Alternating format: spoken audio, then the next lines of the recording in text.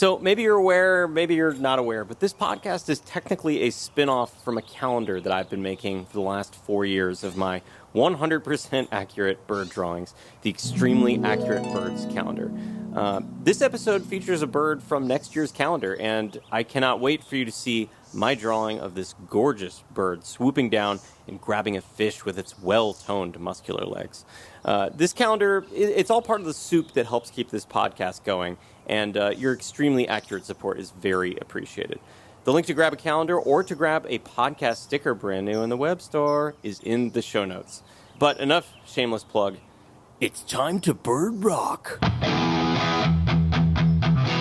Radio DJ Bird Rock. You know the music that led to Woodstock 99? You know what I mean? I'm going to push over a porta potty while someone's in it music. Yeah. Yes. Bird Rock Podcast. I would take a big bird, a small bird, a blackbird or a bluebird. Any type of bird will do. I'll take a sparrow or a goose. I would take a pigeon, a plover, over and over. I'd take a booby or regret. Stare at a woodcock with no regrets. I want to see a titmouse, a limpkin, nuthatch, or a buzzjet, 'cause I love birds. Osprey. The sea hawk, the fish hawk, the river hawk. The osprey. The osprey, I'm so pumped for this episode. Is this the most badass bird we've done? Definitely the most fish crazy badass bird. That's for sure. Oh, yeah. Welcome back, everybody. Welcome to Extremely Accurate Bird Songs, a podcast where we are writing a song for every single bird species, of which there are 11,145. And we are... What song number is this?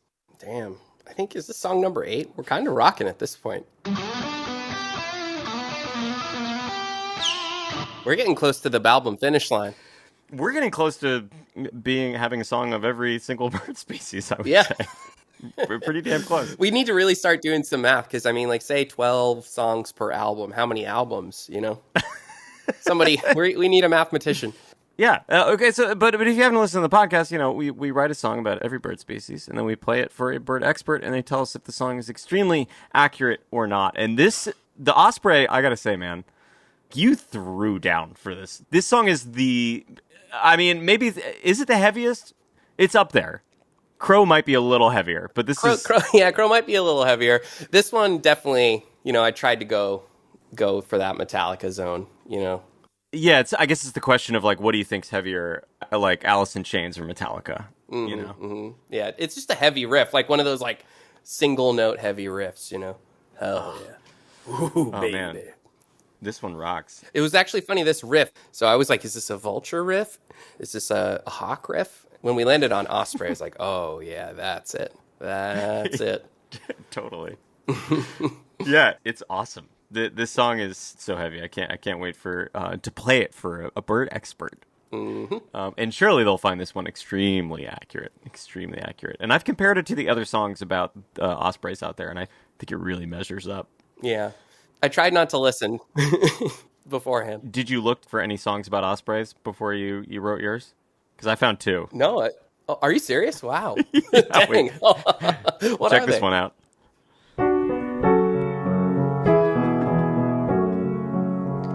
Flying high, flying free, Osprey on the wind to ride. So, you know, I don't know. That one's a snoozer. All due respect. It was pretty. It was pretty though. No, it's beautiful. Listen, Allison Husted on YouTube. It's beautiful, but it's beautiful, but it's also a snoozer. Yeah, in relation to our rocker, it's a snoozer, but also, like, great job. You know, we encourage all bird songwriting. Can I play you another one? Please, yeah. This one is a primary school of some kind. Wrote a song about the osprey. They get it.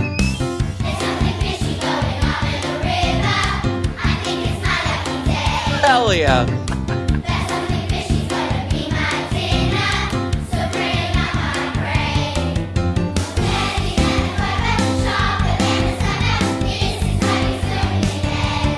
kind of hard to make out the lyrics, but I did notice that they actually have a lot of the same lyrical themes. You know, Wow, that was awesome. I'm honest.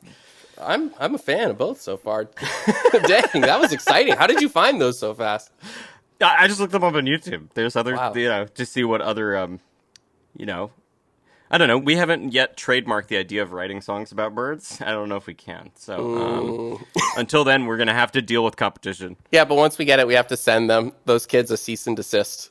Well, unfortunately, I think they can send it to us because theirs dang. came first. Oh crap! Well, And they do have a lot of the same lyrical themes. yeah, I'm fine to credit them. That entire school, sure. Yeah. So the Osprey, guys, let's get into it. So, also known as the sea hawk, the river hawk, the fish hawk, and by those names, you have probably figured out that its diet is pretty much exclusively fish. Like they eat 99% fish, and they're very uniquely physically qualified for that. Yeah, and because of that, it's got its own taxonomic genus, which is Pandion, and its own family, Pandionidae. So it's not a gull, it's not a hawk, it's totally its own thing. Yeah, hawks and eagles are the family Accipitridae? Accipitridae. I think that's it. But ospreys diverged from that family like 50 million years ago. So like they're not, they really, really, really are their own thing. And they're found all over the world, and it's all the same species. They're like, that's so mysterious. Cool. That's mysterious. You know? Well, I think just like sometimes, nature makes a perfect design. You know what I mean? Yeah. Yeah. I get that. Yeah, they're just ospreys rock. They're super good at catching fish. I've seen that their like catch rate when they dive, it's like 25 to 50% chance that they come up with a fish, which is just heavy friggin' metal. That's so sick. Well, do you know? Have you heard of the other bird that I think is just like truly like peak physical design and like mental, even like just peak mental and physical? No. The Tommy seagull. Well, thank you, brother. Thank you, brother. You know, I've waited this long to comment on your beautiful physique, brother. You're gonna make me cry. And I don't know if I can wait any longer. Let's have a moment and cry about your physique. Tommy's physique is so beautiful. I love your physique. And thank God this is a podcast. Yeah, but you'll just have to trust that my physique is incredible. Have we talked about your name and the seagullness of it? I know it's not spelled as seagull, but do a lot of people make that reference? Yeah, it's a pretty constant joke. I was at a family reunion this past week, and we're the only part of the family with the last name Siegel, and we were on a beach, and I would say that joke was made about 100 times. Wow. Yeah. I feel pretty proud that it's taken me this long to even kind of put that together. That's great, because that's often the first thing anybody says about me. Seagull, like the bird? Yeah. I'm a little jealous, honestly. You know, I wish I was Billy Warbler. Billy Warbler and Tommy Seagull. I don't know. Billy Libby's a good... your name has a good ring to it. I'm sure you've thought about it. Like, Yeah. You just switch the B's and the L's, and you got the other name. Yeah, Billy Libby. Billy Libby. I had a friend that would just go, Billy Libby, Billy Libby, Billy. I have to admit, I feel like I successfully say it probably 2 out of 4 times. You know, if I'm calling a doctor's or an office or something, like what's your name? I'm like, blah, blah, blah. Like it just falls out of my mouth, and they're like, "Do we?" And I'm like, "No, blah." It's hard for me even. Hell yeah, dude, you might have opened a portal into another dimension for me. I haven't even talked to you about this yet. Yeah, tell me. Well, because it's definitely you're doing a real homage to Metallica. Mm-hmm. With this one. And to be honest, like Metallica is not a band I have like a big relationship with. Dude, I put on Master of Puppets yesterday. Yeah. I was like, is this my new favorite album? Like Wow, hell yeah. Well, and especially the song Master of Puppets. Dude, when's the last time you listened to it? It's been a little bit. I feel like I weirdly had a Metallica phase maybe a year or 2 ago. But yeah, I remember it was pretty damn fun. Oh, dude. Oh my god. Wait, is Lars Ulrich going to take our podcast down?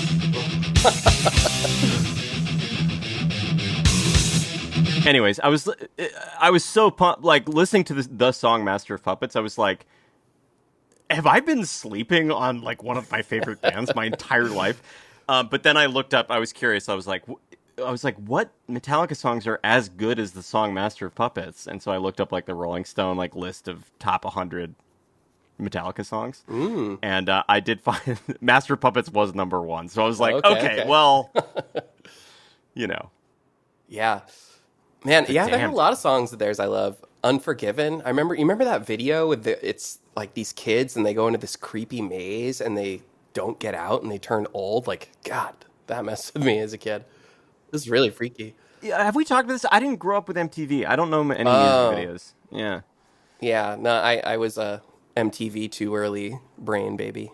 That's cool. That makes you part of our generation. I feel like we didn't grow up with cable, so like music videos are totally alien to me. Like with my band Jukebox the Ghost, every time we have to make a music video, I dread it because I don't even see the point. You know what I mean? Like, because I never watched them growing up. It wasn't part of how I got into bands. And so, like, to me, it's this, like, massive expenditure of effort and that's energy funny. that I'm like, I don't know.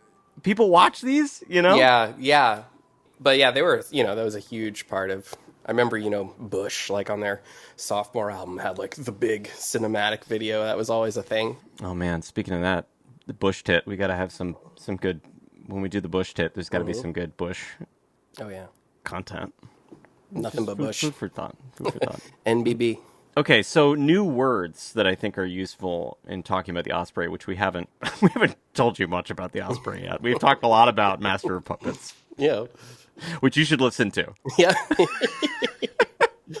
The new words that I learned, I'd seen this word around, but I didn't have enough intellectual curiosity to find out what it meant, is diurnal, which means hunting during the day. So yeah, you often see like ospreys like very active during the day, and they are piscivorous, which means that they drink exclusively piss. If you were going to make that joke. I'm sorry. So piscivorous, which means fish make up 99% of their diet. They're piscivorous. Well, what are those fish full of? Probably piss. True. Yeah.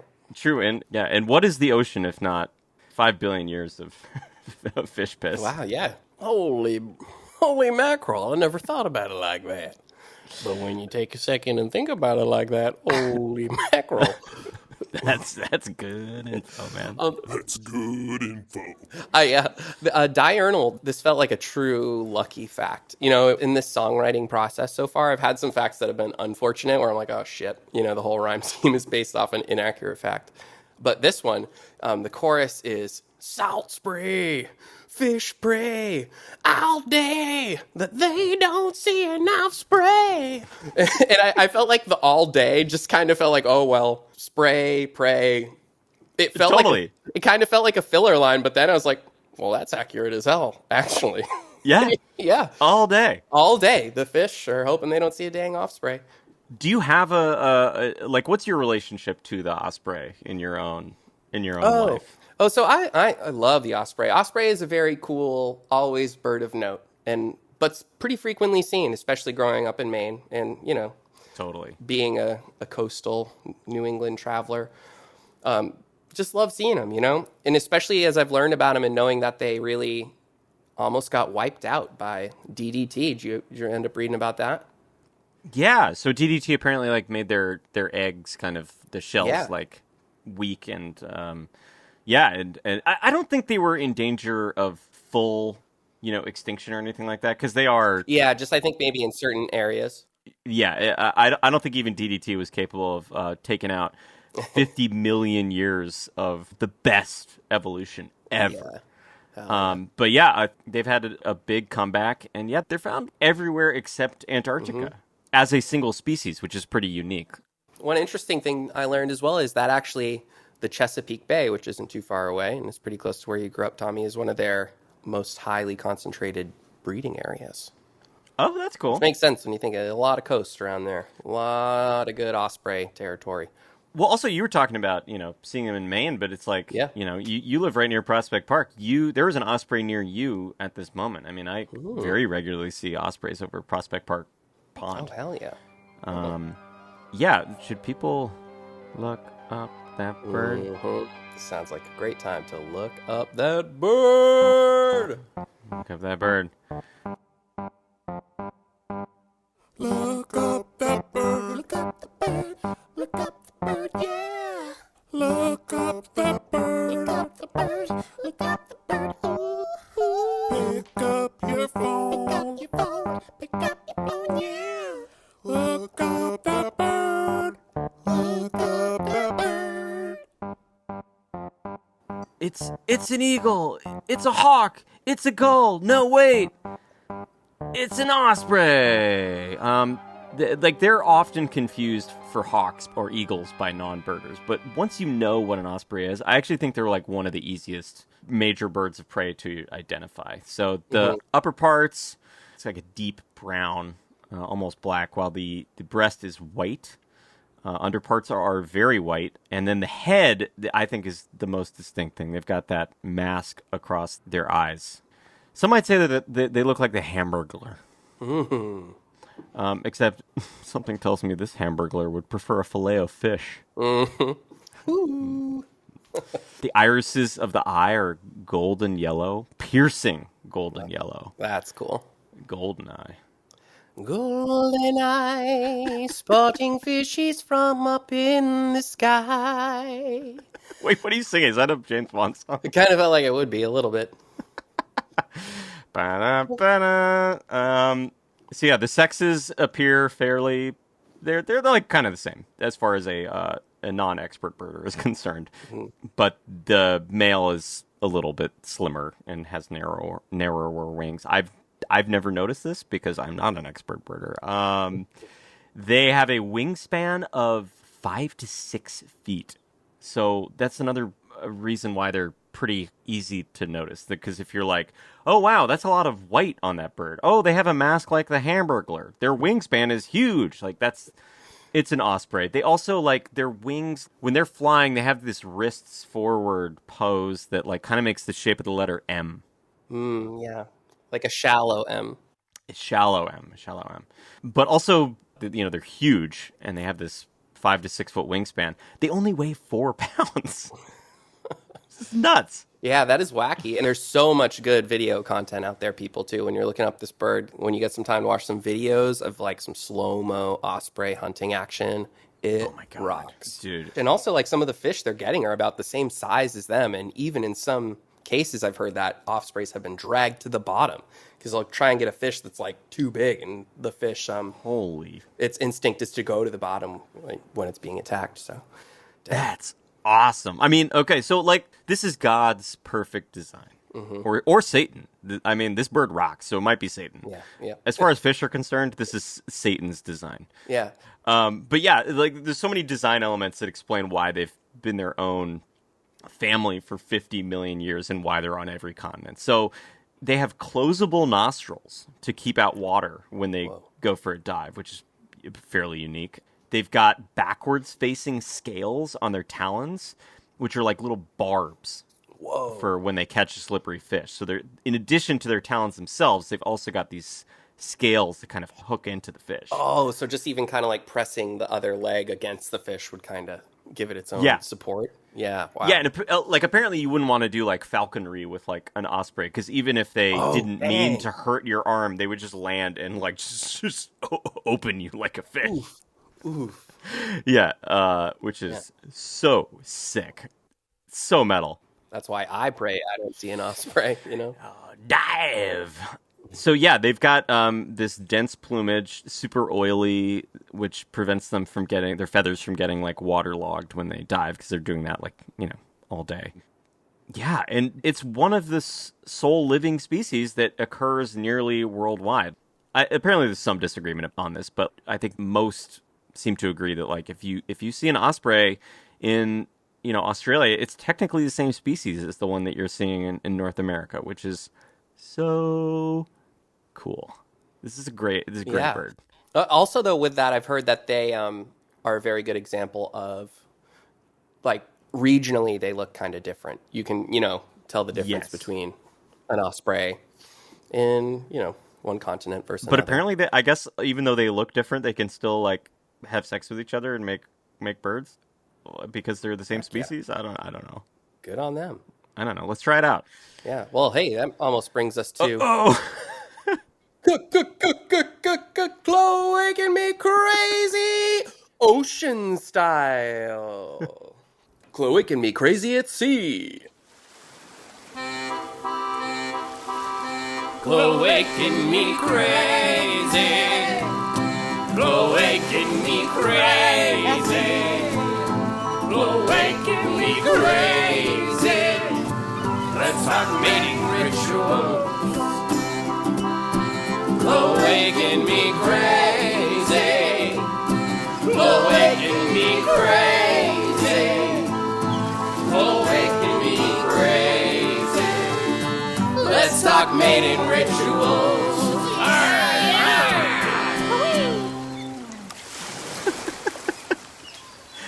I love it. I love yeah. that song, man. Oh yeah. So one thing that I find interesting about them is they mate for life, but they migrate separately, which is very interesting. Oh. Again, add a new category to the world of bird breeding. And how interesting can it be? All these new things. That's Yeah. cool. Okay.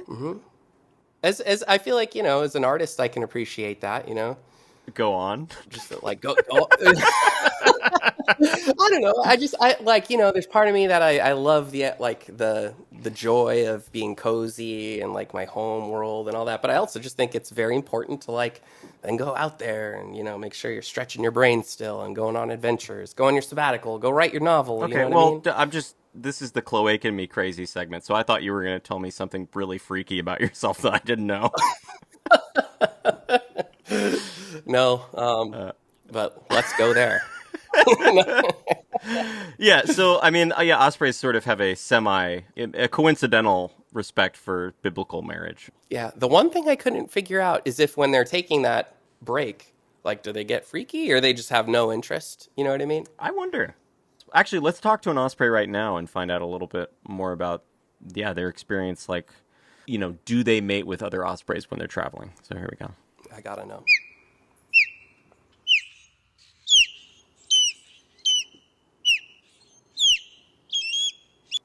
Okay. Holy dude, I feel like we needed to give a content warning before that because the answer is yes. Wow. That was vulgar. No, that was not what you might think. That was them calling give me some food, right? Yeah. Oh, you didn't understand what I was saying? Well, I don't know. I mean, everyone out there listening, you understood. So I don't need to. I don't need to summarize. So yeah, ospreys. To me, the most fun mating thing with them is that the males try to impress their female mate by just bringing them endless fish, which is awesome. That's so cool. One thing that's funny is we didn't quite get to the birds we've seen lately, but I recently went on a big fishing trip and caught the brook trout of a lifetime. Dude. And when I when I sent it to people, pretty much the joke everybody made was like, "Oh, if only you still had a Tinder profile." I almost made Which is that funny. joke when you sent me that photo.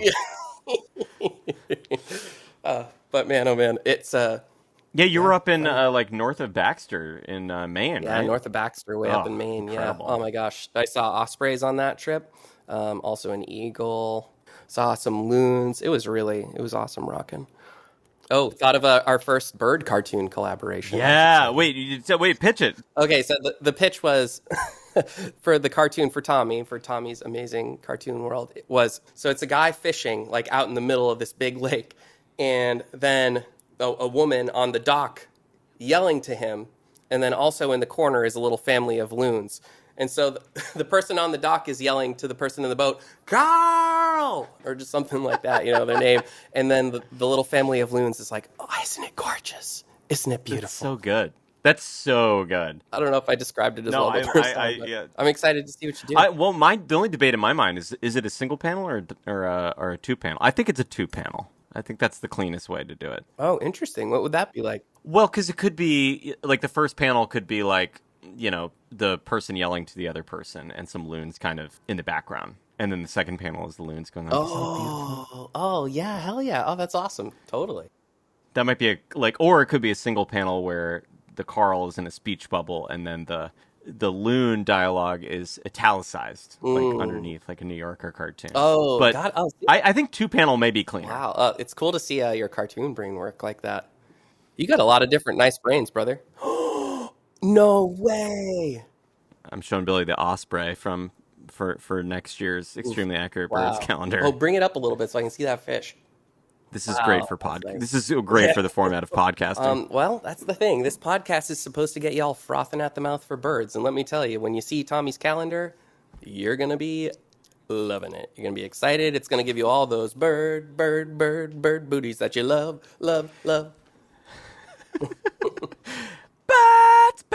Birds. Yeah, also, like, actually, this highlights an element, the visual here that you can't see, we should describe to you.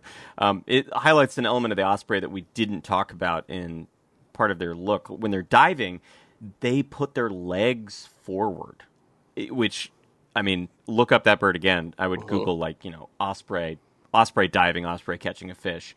It looks insane. It kind of doesn't even, like, look like you don't even understand what you're looking at first, and it takes you a while to like piece together like, oh, the legs are like in front of its head. So it's just like diving with these perfect, as we talked about, barbed talons to go like grab a fish. So cool. Yeah. Just like a torpedo. Oh my God. And they're one of the few birds that do that, right? Most birds are kind of beak first, right? Yeah.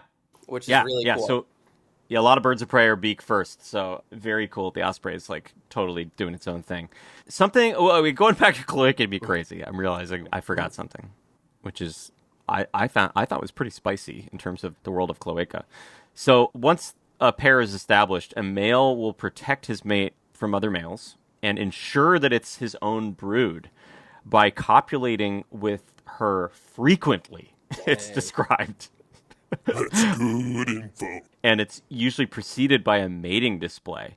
Yeah, by the sea too, like imagine that. So one thing I want to talk about too is so they make wildly big nests and they keep returning to the nest, and the nest will just build on itself and become this big thing. And that is actually kind of what I recognize as almost like more than seeing an osprey is seeing an osprey nest, like along when you're driving, kind of like, and you see, because humans have built a lot of habitats for them, and that has helped them really thrive. Totally. And the nests are huge, by the way.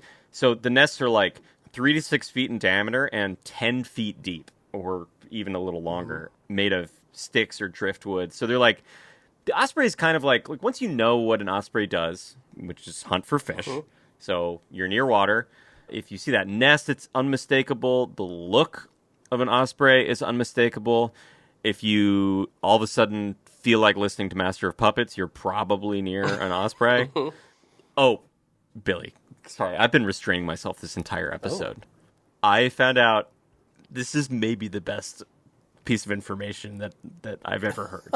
Okay. As far as this podcast is concerned, James Hetfield of Metallica is a birder. No freaking way. James Hetfield, if you are listening, we need you on the pod. Oh my God. Dang. There's an interview where he talks about using Merlin ID and dude, he's a birder. I love that. That rocks. I just saw a morning dove. Oh, man. Oh, dude. Chickadee, that's a bird I see. Eat my seed. Chickadees I love to feed. Yeah. Oh, man. I'm ready. I'm ready to wake up early and just meet James in the field, James, shh. It's right there. James Hetfield, if you're listening, please, God, come on the podcast. Come on the dang podcast. Damn, dude. Anything else we need to cover with the osprey? Well, did we mention how they angle the fish so it's aerodynamic? Like using, their cool toe that flips back, they angle the fish so it's face forward. And then there's some great pictures out there of what looks like an osprey surfing on a fish. It's so awesome. That must be a wacky thing for that fish. Should be going off to the heavens, like that. What a psychedelic experience. Yeah. It's so... Dang. It's so amazing. And from as far as their friends are concerned, they just Yeah. vanished into thin air. Well, I'm so excited for our expert to hear this song and weigh in. It's going to be great. I can't wait. And welcome to the pod, James Hetfield of Metallica. Yeah, woo-woo. And everybody, don't forget our Instagram email, extremelyaccuratebirdsongs@gmail.com. Keep reaching out. We love the feedback. Oh my God, friends, I am so excited. We have a very special guest today to judge our Osprey song and whether it's accurate or inaccurate. We've got Nick Lund here, a fabulous nature writer who's writing on birds and nature, has appeared in Audubon Magazine, Slate, The Washington Post, and many, many others. His most recent book is called Dinosaurs to Chickens, How Evolution Works. And he lives in Maine and works for Maine Audubon. And please give a warm welcome to Nick Lund. Okay, sorry. Please sit down. Thank you. What's up, gentlemen? How are you? Oh, we're doing good. Billy from one Mainer to another. Hello. I know, yeah. I'm frothing out the mouth for birds, and I'm frothing out the mouth for Maine. I'm ready to talk Maine. That was our just rejected state slogan. Maine, you'll be frothing at the mouth. Yeah, it was going to be on the sign. That's good, actually. What is Maine's actual? Froth for a visit, froth for a lifetime. Right? Isn't that one of them? Worth a visit, worth a lifetime? Yeah. wow. Is it Vacation Land? Yeah, that was one of them. Is a traditional one, which feels very weird and not fitting. I don't know where that came from. Tommy, did you ever vacation in Maine? Yeah, many times. But I agree that it's weird to highlight it as, like, have your state's thing be solely for people who don't live in the state. That's a little weird. Virginia Virginia's weird, too. I mean, Virginia is for lovers is our slogan, which is like, ooh, sexy. It is surprisingly horny for like an official state slogan. I really respect it, actually. If you need to get your rocks off, head down to Roanoke. No prudes down here. Lovers only, all right? Let's get down to it. That's a Maine accent. Isn't Maine open for business, or it was open for business, which is funny. It's like, is it vacation land or am I working? Like, tell me. What are we doing? You know, it's a working vacation, I think. Yeah. Yeah, that was our former governor put open for business on the sign when you drive over. Yeah. There was somebody who was like, man, where should I move my business? And he was just coming over and was like, the sign says right there, they're open. Let's go. Mm-hmm. I was just on Vinyl Haven, which is an island off Rockland. And speaking of Osprey, it was fantastic. Literally off the driveway of where I was staying, there was an Osprey nest and an Osprey baby learning to fly throughout the day. A friend of mine would just be like, Billy, come on, it's happening. And you could see it because it's just kind of flying clumsily throughout the air. And how special was that? You know, I love a lot of things about Maine. One of our most beloved sort of factoids is that we have more coastline than anywhere else, right? Except maybe Alaska or something. Tons of coastline. And all of that place is perfect osprey habitat. I mean, there must be, I don't know what the per capita osprey is in Maine on the Maine coast, but we got to have as many as anywhere because, you know, ospreys love shallow water in particular, and they only eat fish, so they got to be where there's fish. And the Maine coast is just like, you can't shake a stick without hitting an osprey. Mm-hmm. Yeah, no, well, that's what's funny about it. It is one of those birds that is extremely awesome, but I never really thought of it as rare growing up. You know, like you would see it quite a bit. It was always just, you know, it was always that puff up on the post of some sort. You know what I mean? The big old nest on top of a power line or And that's something. one of the things I really love about them is that they are so familiar. You know, they're not, unlike so many other birds, they're not trying to hide at all, right? They are front and center. They don't care who's looking at them. They don't care how close they are. They don't care if they're nesting on a tree or like a channel marker or a telephone pole or whatever. They are just there for you to see, and they don't care. And they have to be one of the most recognizable birds, you think, although they just don't get the ink that bald eagle or red-tailed hawk or a lot of other birds get. They're sort of underrated. I feel like they're also underrated just for how big they are. Like, just that their wingspan is enormous. I'm almost more wowed by an osprey than a bald eagle sometimes. Totally. Just of being like, whoa, that thing is big. Totally, and bald eagles are sort of their main like competitor in people's minds. I feel like, similar size. You see them on, in Maine, you see them on, a pine tree overlooking some water. But bald eagles have this mystique, and they take up so much of the oxygen in the room. where people don't even consider ospreys, which are way cooler in a number of ways than bald eagles. Also, yeah, like what's a cooler costume? Like you're comparing two costumes. One is dressed up as a bald guy, Yeah. and one is dressed up as the Hamburglar. Way cooler. Yeah, that's a great point. Yeah. But the bald eagle it does as a species, not even as a symbol, but needs to be taken down a notch or two or so. And I would love to do that by propping up the osprey, which is a sort of harder working cousin, a cool cousin, a worldly cousin, right? They have a huge range. They are due for a little more appreciation, I feel like, which is why I was so glad for you guys. This song could be this is the anthem.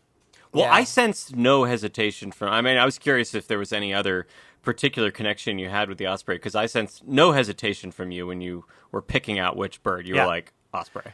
There was no hesitation. I'm not a scientist, right? I'm sort of like I have an English degree. And so I don't think of birds in scientific terms. I think of them as sort of their pop culture standing, or like how they fit into our minds.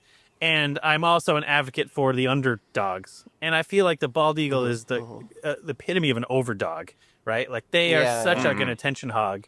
But osprey, they are basically the same bird, except cooler, better. I heard a stat out there that bald eagles catch about 50% of their own food. The rest they steal or scavenge or whatever. Ospreys are grabbing 99% of their own food. They are diving in the water.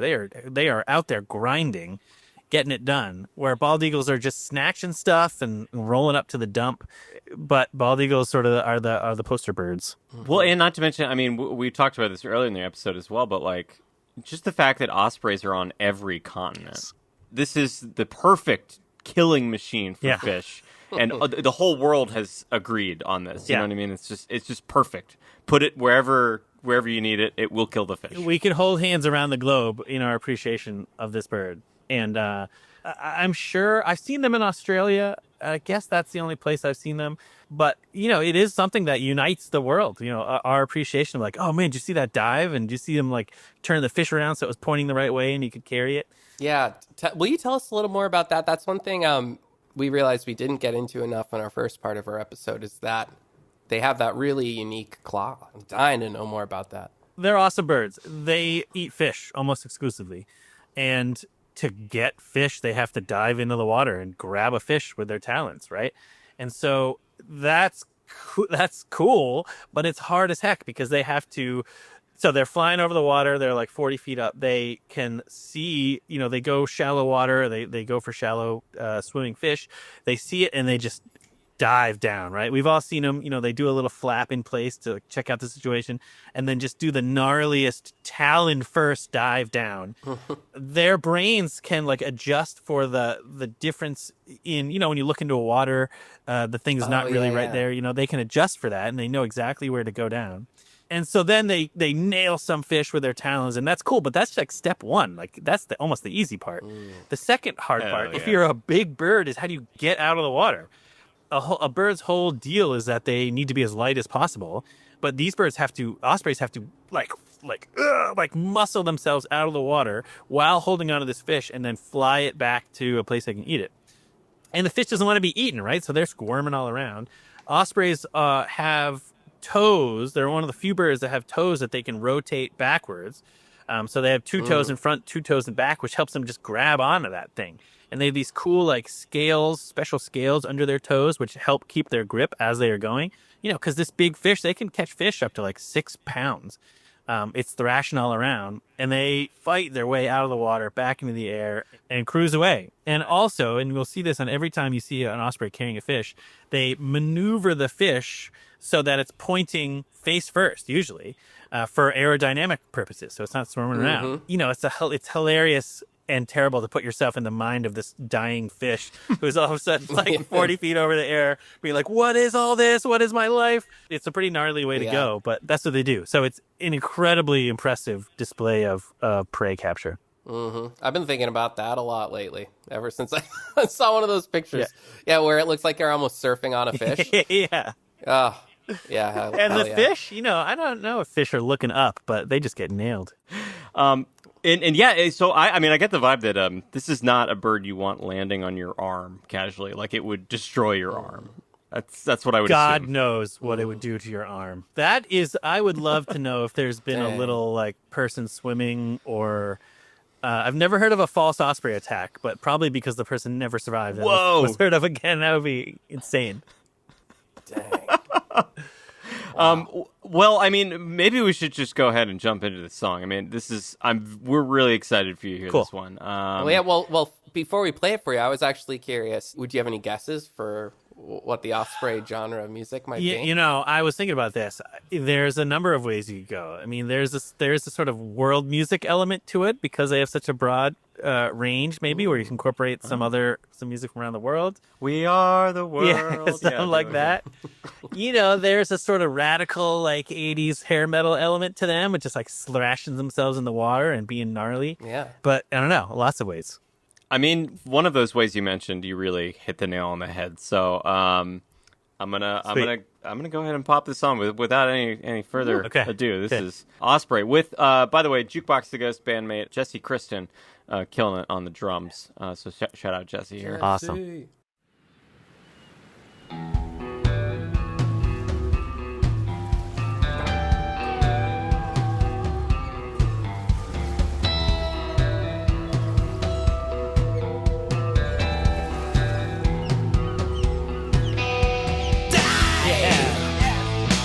Death comes from the sky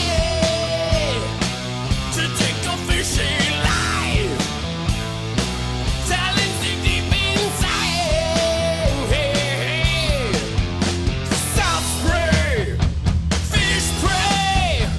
All day that they don't see enough spray. Fish prey. All day that they don't see enough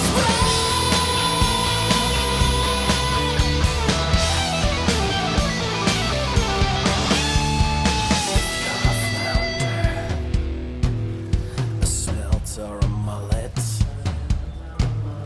If you're 4 to 12 inches, he'll be in my gullet. Dive! Death comes from the sky, and in his yellow eyes, I'll take you for a ride, yeah. Osprey, fish prey, all day that they don't see enough spray. Fish prey, all day that they don't see enough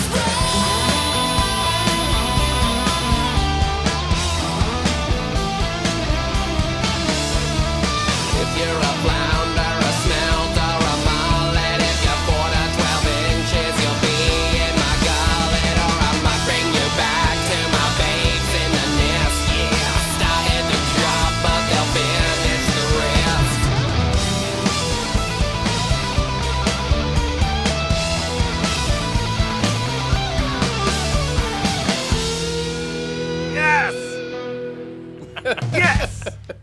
Yes, that was awesome. Hell yeah. Oh yeah, that was gnarly. That's just what they needed. Oh man. That's just what they needed. Like Metallica, little death rock. Like they are that. They are death from above. They are like straight up killers, and they don't get enough credit for that. They don't. Oh my god, that was unbelievable. Nicely done. Yes, far too talented. I mean, Billy really like I would say many have said we're the Lennon McCartney of bird Yeah, rock. I've heard that from other people. So sometimes one of Yeah. us takes more of the lead than the other, and Billy really came to the table with like a true. He just sent this rough demo to me on and he was like being insecure. I was like, what do you think of this? I was like, Oh dude. my god. I bet. Yeah, I've been a little bit into metal mode. And yeah, those birds. Some of them are just so metal, man. So Osprey, metal. you kidding And me? you're right. I sort of did like I suggested a hair metal thing, but like more of like a dark, Metallica metal thing is much more fitting because they, they're not posing, right? They're not posing as long-haired rockers. They are death machines, right? This is like the real like Scandinavian rock death metal, that type of stuff. Mm-hmm. I mean, that is That is extremely accurate, I will say. Oh, Let me heck just say. yeah. Extremely accurate? Extremely accurate. I mean, that Holy cow. extremely accurate. Yeah. Like the Osprey Council should be getting together right now and being like, "Did you guys hear this? Like, what do we need to do to get this on every radio station right now?" And like put it in our commercials and stuff. Yeah. You know, you could also, ospreys love nesting on human-made structures, right? We could mount some speakers on that and just blast this when they're coming in and out, just to let everybody know. Yeah. Do you guys come from, are you big Metallica fans? Well, so that's another thing is not really. We had a moment of each having a Metallica fan kind of recently. We had a shared moment together. It was weird. I never thought I would be a Metallica guy, but I was feeling kind of like unmoored from music a little bit for a few months where I was like, I couldn't find anything that was really like getting me excited. And one morning I just decided on a whim to put on Master of Puppets, and I was like, is this the best music ever made? Like, what's happening? Like, it was the first time it spoke to me on that level. We're really trying to get James Hetfield on the program. Pod. Well, he's a bird. He's a birder. Is he really? Yeah. Yeah. No way. I didn't know that. Mm-hmm. Yeah. Dude, we were really trying James to get him Hetfield, if you're listening, come on the bird net. pod. We don't have to talk about Metallica. We could just talk about birds. Nope. Whatever you want. All right, I'll work any connections I may have to the Hetfields. I haven't met him before. I don't know if he's summers in Maine, maybe, but It'd be great to get a birder adjacent. Like any member of the Eagles if they want to come on, like Counting Crows. Mm-hmm. Yeah, like we're trying to unite the bird rockers. Right. Is Stevie Nicks still alive? Yeah, I think so. Yeah. That Edge of 17 with White Winged Dove. That's like the most insightful bird reference in any major song, I think. White Winged Doves. It's like down to species level. Yeah. Whoa, it's funny you say that. I actually had a moment with the white dove in Prospect Park like yesterday morning, which is kind of weird. It landed up on a tree in the path very much like it was an omen. I'm like, you trying to say something to me? Do you know? Did Stevie Nicks send you over here? Yeah, did Stevie Nicks send you again? It's funny because the bird species, like I assumed, before I was a birder, I just thought it was just like describing a dove having white wings. I didn't know it was a specific species until I became a birder, and it would be fun if more of the song got truly bird rock specific, like just like a white winged dove, it lays 2 eggs every spring. Yeah. People were like, Stevie, what are you doing? I wrote about that song and dug into the background. She was on an airplane one time, and there was some information on the airplane, some sort of pamphlet about white-winged doves, and it said that they sing a song, sounds like they're singing "Ooh Baby, Ooh Baby, Ooh," I guess was the phonetic way it was written, and that inspired her song. So she essentially was like proto you guys of just being very informational. This Fleetwood Mac song. We've discovered a few. There are we do have ancestors in the bird rock genre that, maybe invented. It's like how, Helter Skelter, the song kind of invented punk rock, even though Paul didn't know he invented punk rock. Bobby Day, the writer of Rockin' Robin. I mean, we discovered that album has other bird songs on it. The album cover is him covered in birds. I mean, he is the father of bird rock. No way. Yeah. So is he, and the other bird songs are also talking about real birds, or is it just it's time for the jazz cormorant or something? There's a dove song, right? Do you remember, Billy? I can't remember. No, it wasn't. It was cool. He wasn't spitting real Audubon style information as I recall.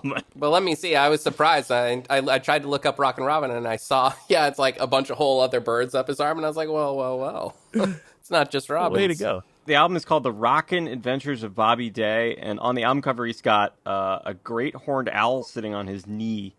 Right on. And a parrot nearby as well, and some kind of other bird I can't quite see. So in your research, did you determine that he loves birds and worked them into his music, or he wrote a song about birds and everyone was like, you got to be birds from now on? You're the bird rocker guy. Is he still alive? We got it. Wait, we got to get Bobby Day on the pod. Hold on. That would be a fun one. Cool. That would be a fun one.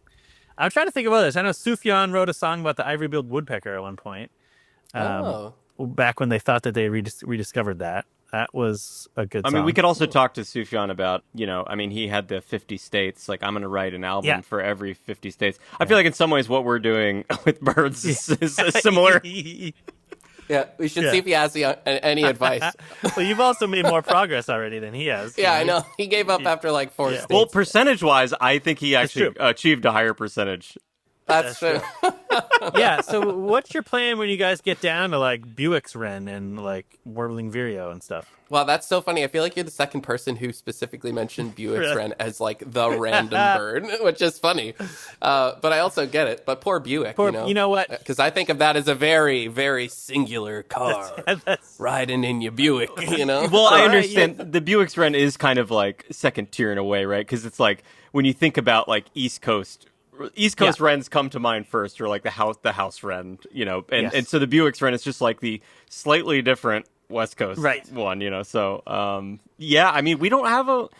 We're on the Bird Rock ride. Hell yeah. We're gonna go wherever Bird Rock takes us. You know what I mean? I am looking forward to you guys getting down into the real sort of dregs of like not. I love all bird species, but once it starts getting really hard, that's really when your talent will be.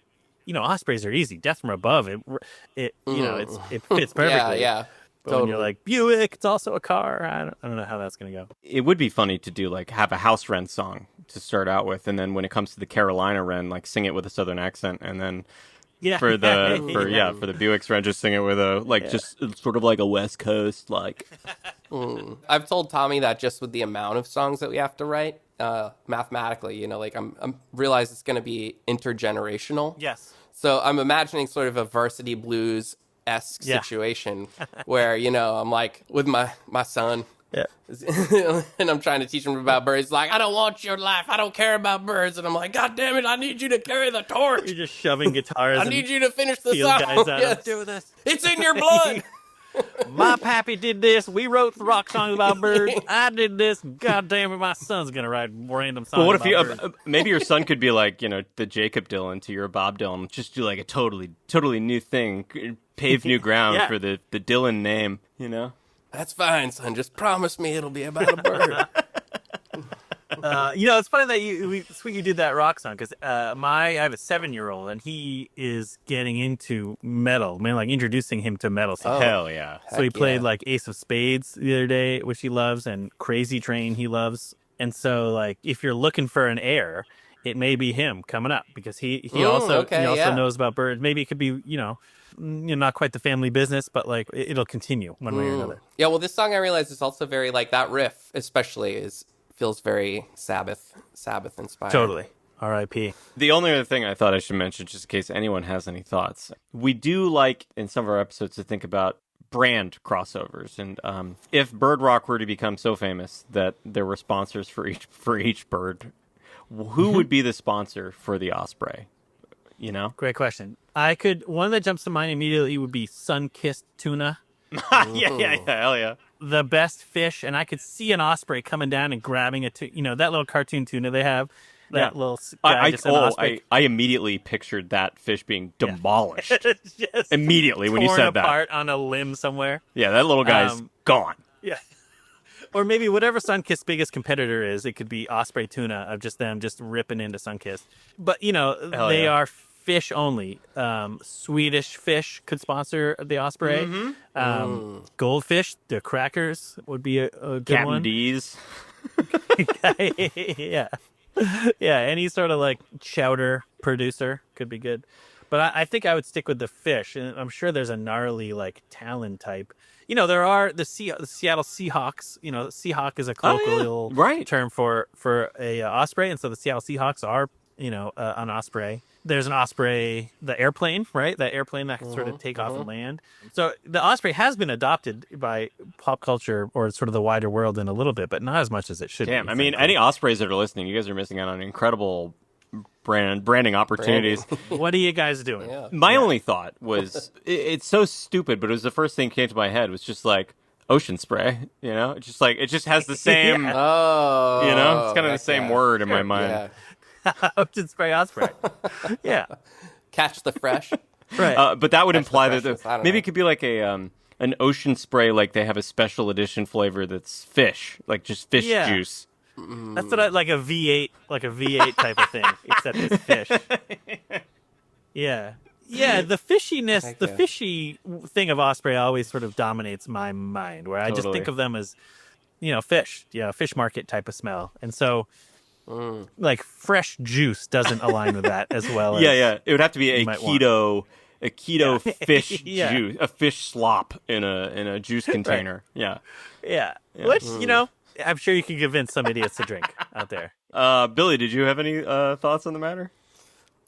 Yeah, it doesn't make much sense, but I just had a vision of like an osprey in its nest looking over the ocean regally and looks at the camera, and then it moves its special toe and it has like a toe watch. You know what I mean? Like a very fancy, just sort of either watch or like cool ring to draw attention to that toe. I mean, wow. You really Yeah. took me there, and I'm sold. Cool. Heck yeah. I mean, all you right, set the heck yeah. stage. I don't know that it's the best idea, but you set the stage so well that I think I'm in. Well, Nick, God, thank you so much for coming on the pod. It's such a pleasure to talk bird rock with you. And Gentlemen. the Osprey. Yeah, thank you.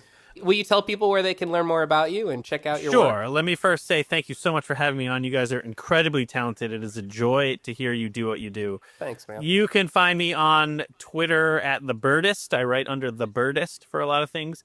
And then from there, you can find me wherever. Awesome. But I really appreciate the invitation today.